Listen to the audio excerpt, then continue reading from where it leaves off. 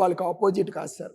మొన్న ఎలక్షన్లో వాళ్ళ ప్యానెల్ దోస్తులు వాళ్ళకి చూడండి, దొంగలు ఊరు పంచుకుని ఈ పంపకాల దగ్గర తేడా వచ్చినప్పుడు పోలీసులు దొరికిపోతారు కదా, అలా మాకు దొరికిపోయారు. వీళ్ళు తగులయ్యి మాకు దొరికిపోయారు. ఏంటా తగు అని ఫస్ట్ ఈగో ఫీలింగ్. ఏడుకొండల సీన్ అనే వ్యక్తి ఆ మేడం గారి పర్సనల్ విషయాలు కొన్ని వేరే వాళ్ళతో షేర్ చేసుకున్నారు ఫోన్లో. ఏ మేడం గారు?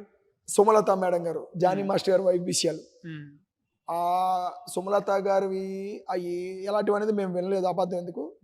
ఆవిడ హట్ అయ్యి ఈ విషయం డైరెక్ట్గా డాన్సర్లకు చెప్తే వాల్యూ ఉండదని ఎప్పుడో పాతది ఒక కేసు తీసింది. అంటే ఆ మేడం గారికి తెలుసు ఆయన అవినీతి పరుడు అని. అంటే ఆల్ పాయింట్ ఆఫ్ వ్యూలో మాట్లాడుతున్నాను, ఇంకా మేమైతే డిసైడ్ చేయలేదు. ఒక పాత కేసు, ఒక 4-5 years బ్యాక్ దసరా సినిమాలో ఒక కేసు తీస్తే ఆ కేసులో ఏముందంటే 50,000 లంచం తీసుకున్నాడని. ఎవరు తీసుకున్నారు? ఏడుకొండల సీను. అది తీసుకొచ్చి జనరల్ బాడీలో పెడితే మేమందరం తప్పు చేసిన వాళ్ళు శిక్షించాల్సిందే, అది ఎవరైనా సరే, దేవుడైనా సరే శిక్షారుడే, శిక్షించండి అన్నాం. కట్ చేస్తే శిక్షించండి అని మేము అన్ని మాటలు ఒక్కడనే తీసుకుంది. సాక్ష్యాధారాలకి నెక్స్ట్ జనరల్ బాడీలో సాక్ష్యాధారాలు తీసుకురావాలి. సాక్ష్యం ఏంటంటే సతీష్ గౌడ్, ప్రేమ్ రక్షిత్ మాస్టర్ ఇన్ఛార్జ్, ఆయనది సాంగ్, దసరా సాంగ్, 100 మంది డాన్సర్లు. కలర్ పేమెంట్ మాకు ఒక్కొక్క దానికి ఒక్కొక్క పేమెంట్ ఉంటుంది సార్, ఎందుకంటే మేము కూల్ చేసుకునే వాళ్ళం కాబట్టి without dress, fire, water, dust, colour అనే పేమెంట్లు ఇస్తారు బేటా కింద. వీళ్ళు ఏం చేస్తారంటే 1500 రాసుకొని డాన్సర్లకు 500 ఇచ్చారని ఒక అభియోగం తీసుకొచ్చారు 4.5 years బ్యాక్. అది ఇప్పుడు తీసింది madam. Okay, well and good, appreciate తీసింది. దీన్ని తప్పు చేసింది ఎవరు? ఫస్ట్ ఎవరు? ఇప్పుడు నేను ఇక్కడ కూర్చున్నప్పుడు అక్కడ ఒక కాంట్రాక్ట్ జరుగుతున్నప్పుడు దాంట్లో ఎలా మోసం చేయాలని ముందు ప్లాన్ రచించుకునేది నేను. ఆ ప్లాన్ రచించిన వాడు ఎవడు అంటే సతీష్ గౌడ్. గుడ్. ఇంకా ఈయనతో పాటు ఇంకెన్ని సినిమాలు చేసి ఉంటాడు కాబట్టి ఫుల్ ఎంక్వైరీ చేసి ఆ వ్యక్తి కార్డు తీసి ఎవడెవడైతే లంచాలు తీసుకున్నాడో వాళ్ళందరినీ సస్పెండ్ చేద్దాం అనగానే ముందు దొంగ దొరికాడు కదా, ఈయన తీసేద్దాం. దొంగ దొరికాడు, ఓకే, దొంగతనం మెయిన్ ఏమన్నా దొరికాడు కదా, వాడిని ఎందుకు సస్పెండ్ చేయలేదని అడిగాను. వాడిని తర్వాత ఎవరు ప్లాన్ చేశారో వాళ్ళని ఎందుకు సస్పెండ్ చేయాలి అని తర్వాత చేద్దాం. ఓకే, తర్వాత చేద్దాం అన్నాం. ఓకే, కస్టడీ తీసుకొని విచారిస్తారు కదా, అలా కూడా ఉందని ఊరుకున్నా. వీళ్ళందరికీ ఎలక్షన్ పెడతాం. మరి దొంగకి ఎందుకు పెట్టావు ఎలక్షన్? వాడు మెంబరే, ఈసీ మెంబరే. ఈసీ మెంబర్ని కూడా సస్పెండ్ చేసి వాడి పోస్ట్ కూడా ఎలక్షన్ పెట్టాలి మీరు, అంతే కదా సార్. నువ్వు ఎప్పుడైతే వాడి పేరు అజెండా పాయింట్లు లేదు అంటే, ఫర్ ఎగ్జాంపుల్ షార్ట్ షీట్లో పేరు లేదు, ఎలక్షన్ వాడి పదవికి ఎలక్షన్ లేదు, వాడి పేరు మీకు మొన్న ప్రెస్ మీట్లో కూడా ఎక్కడ సతీష్ గౌడ్ అనే పేరు రాలేదు. ఎంతసేపు వీలే తిన్నారు. ఇన్ఛార్జ్ వాడు. ఎందుకు సతీష్ గౌడ్ ని బ్యాకప్ చేస్తున్నారు? కారణం ఏంటి? సతీష్ గౌడ్ అనే వ్యక్తి అంటే నాకు తెలిసి, నా అభిప్రాయం మాత్రమే, ఈయనకి కూడా లంచం ఇచ్చి ఉండొచ్చేమో. ఎందుకంటే జానీ మాస్టర్ గారు మెగాస్టార్ ఫ్యామిలీకి చాలా క్లోజ్, దగ్గరస్తుడు. మెగాస్టార్ ఫ్యామిలీ అంటే పవన్ కళ్యాణ్ గారికి, అంటే పవన్ కళ్యాణ్ గారికి ఒకప్పుడు చాలా క్లోజ్. ఏదో ఆ కాంట్రవర్సీ కేసు అవగానే కొద్దిగా దూరం పెట్టారు. అంటే పవన్ కళ్యాణ్ పేరు చెప్పుకొని మిమ్మల్ని డాన్సర్స్ అసోసియేషన్ అంటే యూనియన్ లో ఏమన్నా బెదిరిస్తారా? అట్లా జరుగుతాయా?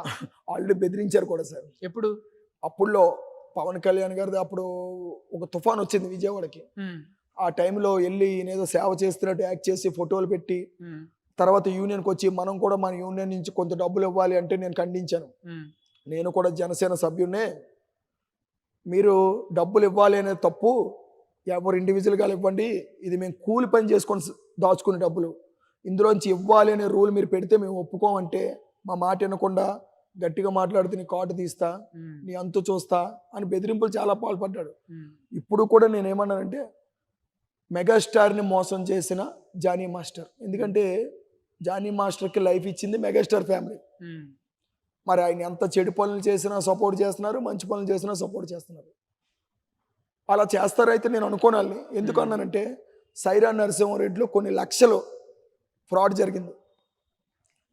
ఆ విషయం జానీ మాస్టర్ గారు ప్రెసిడెంట్గా ఉన్నప్పుడు చెప్పాం, సుమలత మేడం గారికి చెప్పాం. మరి ఏ రోజైనా నీకు అన్నం పెట్టిన మెగాస్టార్ ఫ్యామిలీ దగ్గరికి వెళ్ళి మీ సొంతంగా నిర్మాణ సంస్థ అయిన సైరా నరసింహారెడ్డిలో ఒక సాంగులో కొన్ని లక్షలు మా యూనియన్ సభ్యుడు తిన్నాడు అని ఎందుకు చెప్పలేదు? ఎందుకంటే ఆయన జానీ మాస్టర్ మనిషి కాబట్టి. ఆ సతీష్ గౌడ్ అనే వ్యక్తి జానీ మాస్టర్ మనిషి. ఇంకా యూనియన్లో మా కష్టార్జితం దాచుకున్న ఈ 30 సంవత్సరాల నుంచి దాచుకున్న డబ్బులు 5,50,00,000 ల్యాండ్లో పెట్టారు. ఏ ల్యాండ్ ఎక్కడ? అది శంకరపల్లి అవతలేదో చాలా విలేజ్ సార్. అది కొనేసారా? కొనేసారని మా దగ్గర మా యూనియన్లో డబ్బులు తీశారు. 8 సంవత్సరాలు అవుతుంది సార్ మా చేతికి ల్యాండ్ రాలేదు. ఆ ల్యాండ్ అమ్మిన వ్యక్తి అంటే మా ప్రెసిడెంట్, మాజీ ప్రెసిడెంట్ సేదర్ రెడ్డి గారు, యాదవ్ గారు, యాపిల్ సీను అండ్ గుడ్డి కన్నయ్య అంటారు, కన్నయ్య గారు, వీళ్ళందరూ కలిసి 5,50,00,000 తీసుకెళ్ళి ఎవరికో ఇచ్చారు. పత్రాలు ఏవో వచ్చాయి. తర్వాత వచ్చిన బాడీ ఏం చేసింది? అనవసరంగా డబ్బులు పోయి ఏదేదో కొన్ని చెత్త ల్యాండ్ వచ్చింది. ఇక్కడో ముక్క, అక్కడో ముక్క, ఇక్కడో ముక్క, ఇక్కడో ముక్క. పోలే ఆ ముక్కలైనా ఉంటాయని రిజిస్ట్రేషన్ చేసి మా యూనియన్ పేరు పెట్టుకున్నారు, డబ్బులు పోకూడదని. ఆ తర్వాత వచ్చిన ప్రెసిడెంట్ ఏం చేశారు? దానికి అలా కంచేశారు. తర్వాత ఈ వచ్చిన ప్రెసిడెంట్ ఏం చేశారు? జానీ మాస్టరు ల్యాండ్ లేదన్నాడు. మళ్ళీ సుమలత మేడం గారు వచ్చారు, ల్యాండ్ లేదన్నారు. రీసెంట్గా జనరల్ బాడీలో ల్యాండ్ లేదు, ఫేక్ ల్యాండ్ అన్నారు. ల్యాండ్ లేదు, ఫేక్ ల్యాండ్. కానీ ఆ ల్యాండ్కి డబ్బులు ఇచ్చిన బాడీలో ఉన్న సేదరెడ్డి మాస్టర్ని కాపాడుతుంది జానీ మాస్టర్. మరి ల్యాండ్ ఉన్నట్ట లేనట్ట? ఆయన ఎందుకు కాపాడుతున్నావు? ఎందుకు నువ్వు ప్రతి విషయంలో శత్రువుల్ని మీ వెనకాల తిప్పుకుంటున్నావు? మ్యాన్ హ్యాండ్లింగ్ చేశారు మొన్న రీసెంట్గా నా మీద. ఎవరు? Jani master team. ఎందుకంటే సపరేట్గా వాళ్ళకి ముందు రోజు సిట్టింగ్ ఉంటుంది. జానీ మాస్టర్ టీం తెల్లవారు వేసి ఒకరిని తొయ్యాలి, ఒకరిని కొట్టాలి, ఒకరిని మేరాలి. అదే సిద్ధాంతంతో ఉంటారు. ఇప్పుడు కూడా చెప్తున్నాను, పదవి మీద డాన్సర్లు పరిపాలిద్దామని కాదు, ఆయనకున్న కేసులు కొట్టించుకుందామనే పదవిలోకి వచ్చారు. ఎందుకంటే ఆ కేసుకు సంబంధించిన సాక్ష్యాలు మా యూనియన్లో కొన్ని ఉన్నాయి. దాన్ని నిర్వీర్యం చేయడానికి పదవిలోకి వచ్చారు, కానీ పరిపాలించడం కాదు. వాళ్ళు ఖర్చు పెట్టిన డబ్బులతో ఒక వీధి కౌన్సిలర్ అయిపోవచ్చు, ఒక ఏరియా కౌన్సిలర్ అయిపోవచ్చు. అలా చేస్తూ యూనియన్ని ఒక రాంగ్ ట్రాక్ పెట్టారు.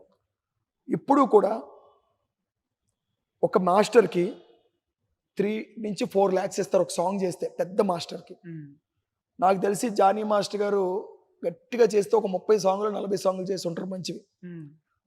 అంటే ఓ 75 లక్షలు సంపాదించుకోవాలి. అవును, 75 లక్షలు సంపాదించుకోవడానికి మీ మెయింటెనెన్స్కి అంత ఖర్చు అయినా ఒక 10-20 మిగులుతుంది. ఇప్పటికి ఆయన లగ్జరీ కారులో తిరుగుతూ రీసెంట్గా మన 3 bedroom ఇల్లు కొన్నారు. ఇన్ని చేసినారంటే ఆయనకి ఏదో సైడ్ ట్రాక్. ఎందుకంటున్నానంటే అది ఏదో అంటారు, ఇప్పుడు మనం సైడ్ ట్రాక్ అంటే ఎలాంటిది? బిజినెస్ పరంగానా లేకపోతే వృత్తి అంటే వేరే సంస్థలు సినిమా పరంగా ఇల్లీగల్ సంస్థల నుంచి వస్తారని నా అనుమానం.